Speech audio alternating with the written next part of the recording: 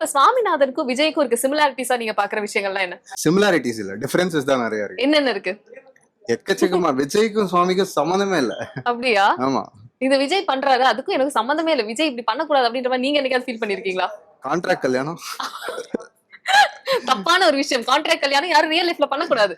நான் போட்டேன்னா வீட்டுல என்ன போட்டுருவாங்க. ஓகே, அந்த விஷயம் பண்ணக்கூடாது. சோ அது ஒரு விஷயம். ம்.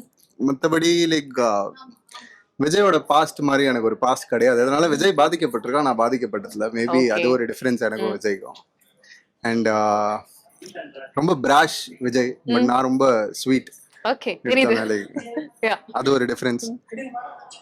சோ உங்களுக்கு தெரியும் எவ்வளவு கஷ்டம் எனக்கு விஜய் ப்ளே பண்றது அப்படின்னு. ஏன்னா அப்படியே ஒரு போலார் ஆப்போசிட்டான வேற ஒரு ஒரு ஆளா கேரக்டர். மாறி பண்ண வேண்டியது. பட் ஆனா அவ்வளவு பிடிச்சு போச்சு. இதுல இருந்து இந்த கேரக்டர் எல்லாம் எடுத்துக்கலாம்பா அப்படின்ற மாதிரி. எடுத்துக்கிட்ட நல்லா இருக்கு. விஷயங்கள்லாம் என்ன விஜய் கிட்ட இருந்து?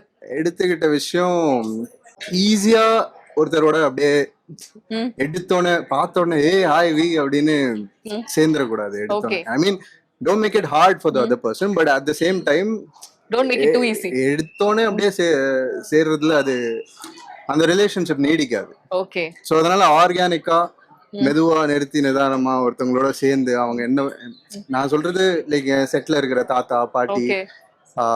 மற்ற கேரக்டர்ஸா இருக்கட்டும், அதுல ஒரு பாண்டிங் கிரியேட் பண்றதே சொல்றேன். லைக் டே டு டே பேசிஸ்ல நம்ம பாக்குற ஆளுங்களோட ஓகே. நம்ம எடுத்தோன்னே எல்லாத்தையும் அப்படியே அள்ளி கொட்டிடாம நிறுத்தி நிதானமா பார்த்து எடுத்து நிதானமா. அது விஜய் வந்துட்டு இப்போ சகலைங்களை எடுத்துக்கோங்களேன். எடுத்தோடனே வந்துட்டு 3 பேரும் அப்படியே பாண்ட் ஆகல. ஆமா.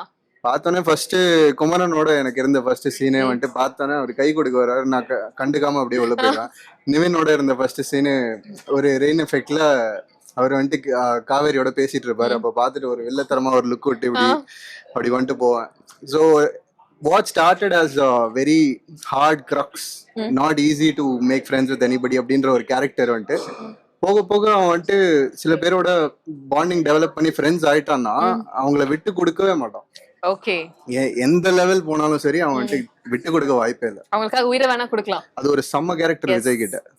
நைஸ். அதை நான் எடுத்துக்கிட்டேன்.